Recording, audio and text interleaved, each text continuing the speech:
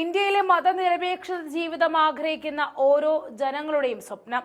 അതിന് തുടക്കം കുറിച്ചിരിക്കുകയാണ് കോൺഗ്രസ്. കൂട്ടത്തോടെയുള്ള ഒരു നാടുകടത്തൽ എന്നെങ്കിലും ഉണ്ടാകുമെന്ന പ്രതീക്ഷ ഇനി മനസ്സിൽ വെക്കുന്നതിലും തെറ്റില്ല. അതിന്റെ ആദ്യപടി കർണാടക സർക്കാർ വെച്ചു കഴിഞ്ഞു.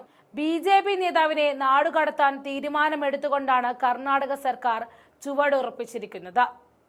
തീവ്ര ഹിന്ദുത്വം പ്രചരിപ്പിച്ചു എന്നതാണ് അരുൺകുമാർ പുത്തില എന്ന BJP നേതാവിനെതിരെ ഈ നടപടി എടുക്കാനുള്ള കാരണം.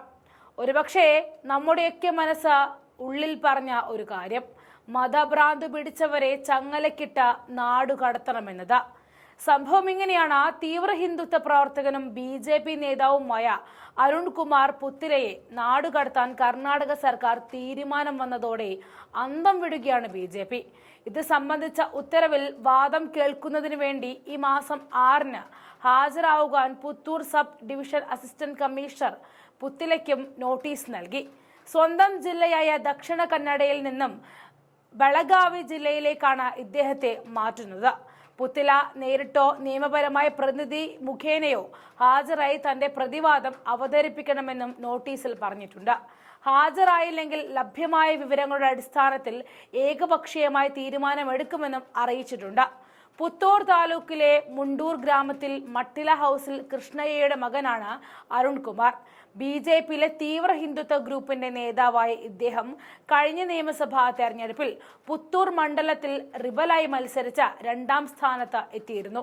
BJPയുടെ ഔദ്യോഗിക സ്ഥാനാർത്ഥി പട്ടിക സിറ്റിംഗ് സീറ്റിൽ 3ാം സ്ഥാനത്ത് തള്ളപ്പെടുകയും കോൺഗ്രസ് സ്ഥാനാർത്ഥി വിജയിക്കുകയും ചെയ്തിരുന്ന ഫലം. തുടർന്ന് മേഖലയിലെ തീവ്ര ഹിന്ദുത്വ ഗ്രൂപ്പുകളെ സംഘടിപ്പിച്ച് പുത്തില പരിവാർ എന്ന സംഘടന രൂപവൽക്കരിച്ചു. പുത്തിലയ്ക്ക് പുത്തൂരിൽ സീറ്റ് നിഷേധിച്ചതിന് പിന്നിൽ പ്രവർത്തിച്ചവർ എന്ന് ആരോപിച്ചുകൊണ്ട് അന്നത്തെ കർണാടക BJP അധ്യക്ഷനും MP-യുമായിരുന്ന നളിൻ കുമാർ കട്ടീലിന്റെയും മുൻ മുഖ്യമന്ത്രി സദാനന്ദ ഗൌഡയുടെയും പടങ്ങളിൽ ചെരുപ്പുമാല ചാർത്തി പ്രതിഷേധിച്ചത് ഏറെ ചർച്ചാ വിഷയമായിരുന്നു.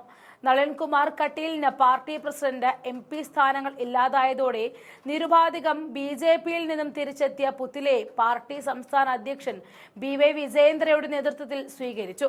തീരദേശ ജില്ലകൾ കേന്ദ്രീകരിച്ച് രൂപവൽക്കരിച്ച വർഗീയ വിരുദ്ധ സേനയുടെ പ്രവർത്തന ഭാഗമായിട്ടാണ് പുത്തിലയെ നാടുകടത്താൻ ഇപ്പോൾ കോൺഗ്രസ് സർക്കാർ തീരുമാനിച്ചിരിക്കുന്നത്.